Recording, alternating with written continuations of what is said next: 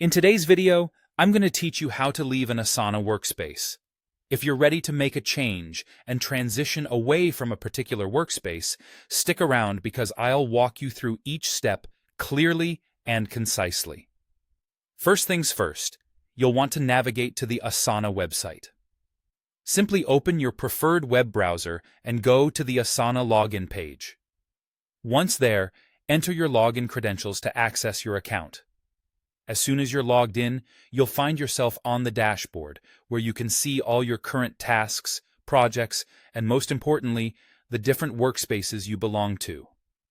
This dashboard acts as your launching pad for the steps we're about to take. Now that you're logged in, the next step is to go to your profile. To do this, click on your avatar or photo located at the top right corner of your screen. Clicking this will reveal a drop-down menu, which contains several options related to your account settings. It's a handy way to access various account management features and tailor your Asana experience. From the drop-down menu, you'll want to click on the Settings option. This action opens up the Settings menu, where you can manage different aspects of your Asana account.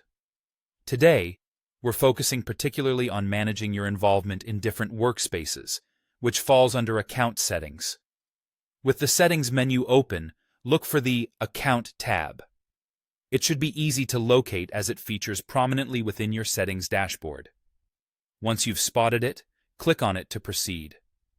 This tab is crucial because it houses the tools you need to manage your overall account, including your workspace memberships.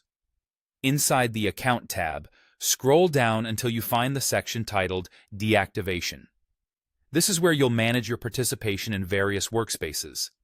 Carefully scroll down to this part of the screen to continue with the process of leaving the workspace. Within the deactivation section, you'll need to look for the option that says Remove me from this workspace, and simply click it. This step is the core of the process, where you actually initiate your departure from the workspace. Finally, you'll need to confirm your decision. A prompt will appear asking for confirmation.